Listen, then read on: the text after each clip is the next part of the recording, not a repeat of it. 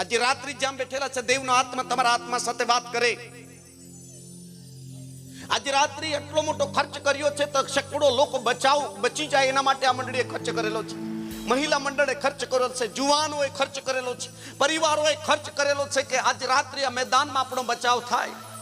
આજે રાત્રિ મારા બાળકોનો બચાવ થાય. આજે રાત્રિ મારા ઘરનાનો બચાવ થાય. આજે રાત્રિ અહીંથી એવા સુધરીને જાય કે સ્થાનિક મંડળીમાં જાગૃતિ લાવનારા લોકો બને. બંને હાથોને ઉઠાવીએ અને જોરદાર પિતા પુત્ર પવિત્ર આત્માનામાં તાળી પાડીએ કે આજે રાત્રિ આ મેદાનમાં ઓ પરમેશ્વરનું પવિત્ર વચન આપણા જીવનમાં ફળવંત થાય. સેવામાં ખરેખર ઉગી નીકળે, પરિવારમાં ઉગી નીકળે, જીવનોમાં રિકવરી આવે, આત્મિક રીતે રિકવરી આવે, દાંપત્ય જીવનમાં રિકવરી આવે, સેવિકાઈના ક્ષેત્રમાં રિકવરી આવે, ભક્તિમાં રિકવરી આવે, આરાધનામાં રિકવરી આવે. આજે રાત્રિ પરમેશ્વર એકને સ્પર્શ કરે, એકને બદલે, એકના જીવનોમાં એક સારા નિર્ણયની સાથે આ મેદાન છોડે. રબા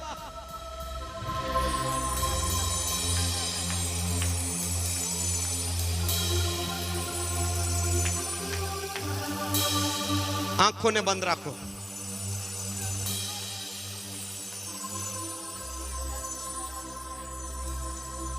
આંખોને બંધ રાખો.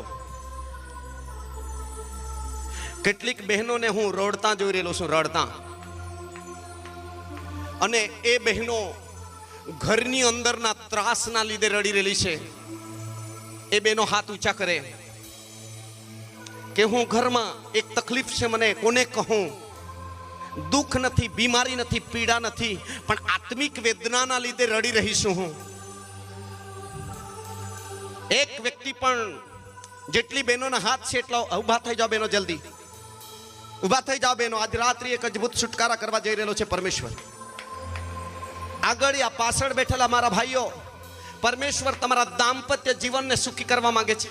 તમારા દાંપત્ય જીવનમાં પવિત્રતા લાવવા માંગે છે. દાંપત્ય જીવનમાં દર્શની બનાવવા માંગે છે. જો આપ આપના પત્ની સાથે ખરેખર કુવ્યવહાર કરતા હો, યા તમારા ત્રાસ તકલીફના લીધે તમારી પત્ની તમને ઘણી વખત રડીને સમજાવતી હોય, તો તમારે એક હાથ ઊંચો રાખો કે તેમના માટે હું એક પ્રાર્થના કરવા જઈ રહ્યો છું. ચિંતા નહીં કરા, શરમ નહીં રાખતા, શરમ નહીં રાખતા, શરમ નહીં રાખતા, શરમ નહીં રાખતા. આજ રાત્રિ જે બાબત આંસુ પાડતા આત્મામાં મેં જોઈ છે, તે બાબતનું પૂરું છે. સુભાષ સાહેબ, આ જગા પર જેટલા ખુરશી પર સેવકો છે, તમે પોતાની જગ્યા પર ઊભા થઈ જાઓ. આ કુટુંબોની અંદર રિકવરી આવશે ત્યારે આપણે જે આશા રાખી રહેલા છે, મંડળીમાં જાગૃતિ લાવવામાં આવશે. રબ શબલામાં મમબા ગ્લોરી ટુ ગોડ. ધન્યવાદ પ્રભુજી, ધન્યવાદ પ્રભુજી, ધન્યવાદ પ્રભુજી. જુવાન દીકરીઓ, દીકરાઓ, આજ રાત્રિની અંદર તમને કહેવા માંગુ છું કે તમે કેટલા જુવાન દીકરા આજ રાત્રિ દેવની વાણી સાંભળી રહ્યા છો. દેવ મને ઠોકી રહેલો છે, મારા હૃદયના દરવાજાને ઠોકી રહેલો છે, મારા મનને ઠોકી રહેલો છે. મારી દીકરી, મેં તને પવિત્ર થવા માટે તેડું આપ્યું છે. તમને પવિત્ર રાખવા માંગુ છું, તમારા આચરણો પવિત્ર કરવા માંગુ છું. તો તારી જગા પર ઊભી થઈ જા. હાથ ઊંચા રાખો દીકરીઓ. ખુરશી પર બેઠેલા ભાઈઓ ઊભા થઈ જાઓ. તમારા હાથ ઊંચા છે, ઊભા થઈ જાઓ. હું તમને દોષિત ઠરવા માંગતો નથી, હું તમને પાપી છો એવું કહેવા માંગતો નથી, પણ હું તમારો આભાર માનું છું. હું તમારો આભાર માનું છું. આજ રાત્રિ કેટલીય બહેનો રડી રહી છે.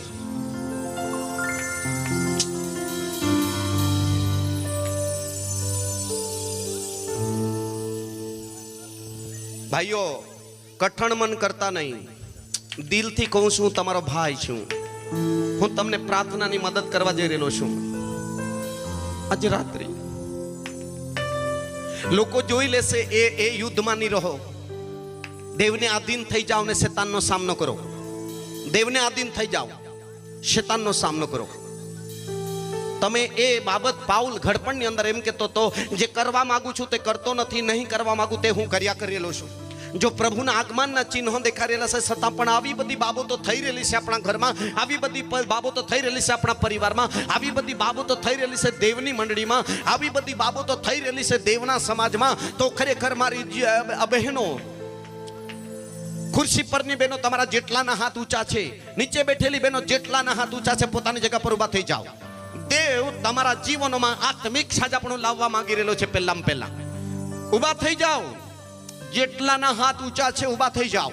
મને કોઈ જોઈ લેશે એવું નહીં. દેવે તમને જોઈ રહેલો છે. દેવ આપણને જોઈ રહેલો છે. દેવ આપણને જોઈ રહેલો છે.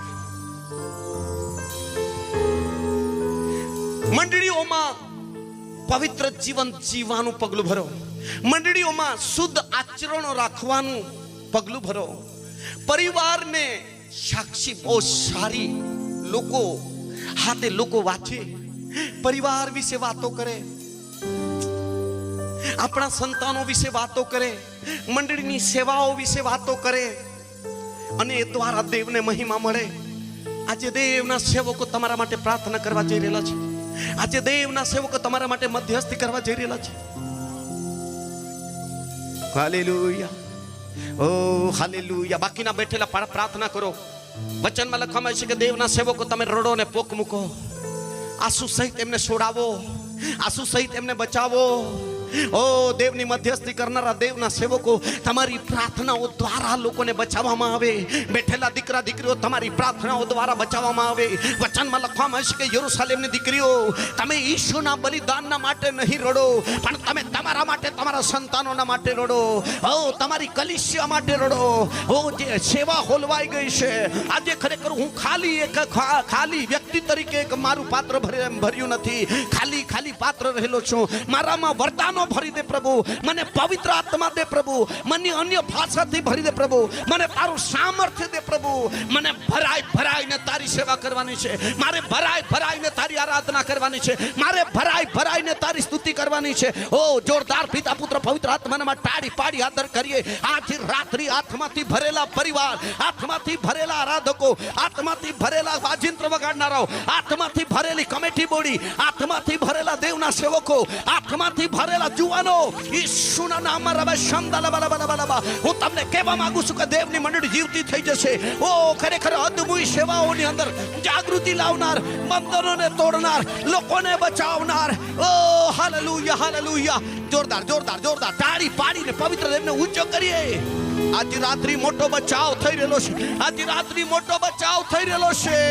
હાલેલુયા રબા શમદાલાબાલાબાલાબાલાબાલાબાલાબાલા. Hallelujah, hallelujah, hallelujah, hallelujah, hallelujah, hallelujah, hallelujah.